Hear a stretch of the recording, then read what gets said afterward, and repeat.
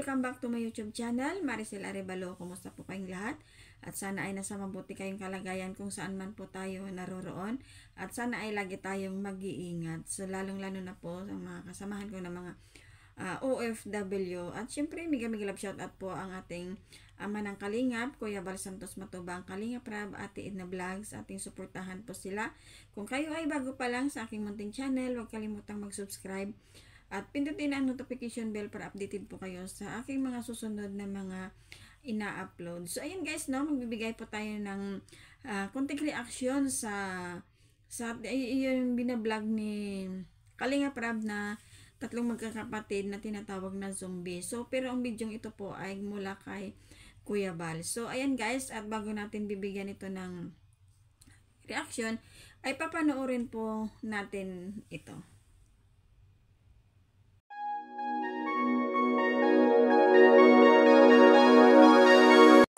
Alas 12 ng gabi. Toy! Ay, di ka nakabangon.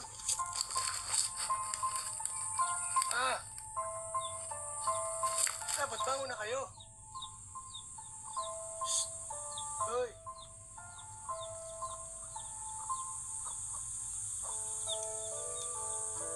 Bangon na kayo. Sige na. Paswimming tayo. Ayos muna ako, ha? Ha? O sige, ayos muna ako. Nay, ano kailangan magbalik ko? Sumulitson? Bakit? Patay ng tao. Chumaboy.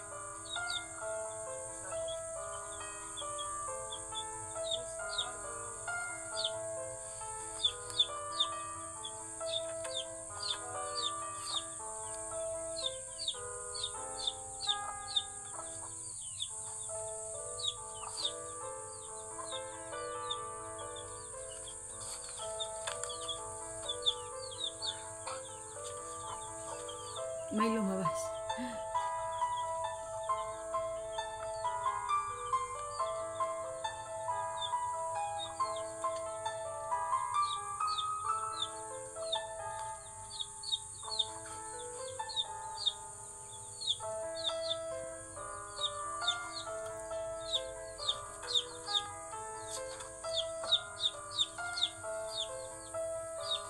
Ayun, lumabas. Si ano to si Chris, yung panganay.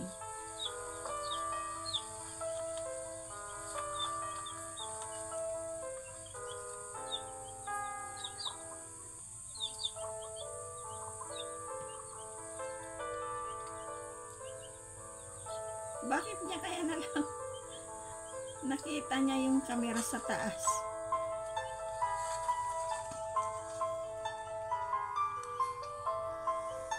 So, ayan mga kalingap, no? At ito ay nga, napanood natin yung video.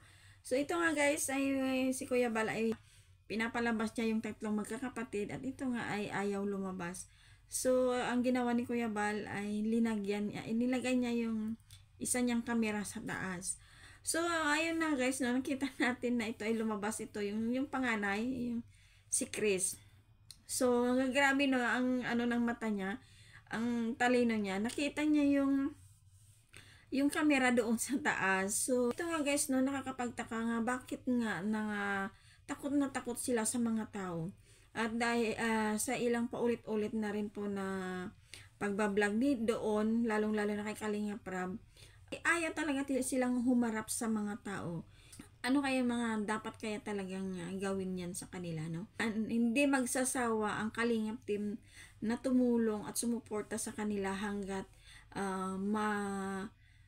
maging okay sila.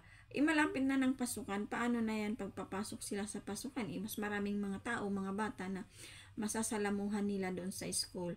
So, sana nga, kung papasok na sila, sana nga ay mabago yung mga kilos nila at pwede na silang makakausap ng maayos. So, ayan guys, no? Suportahan natin ang mga upload ni Kuya Bal. At sa buong Kalingap, mga reactors, mga Kalingap partners, suportahan po natin sila. So, ayan guys, no? Sana nga ay magbago na sila at mabago na yung kilos nila na higanda pa naman nila.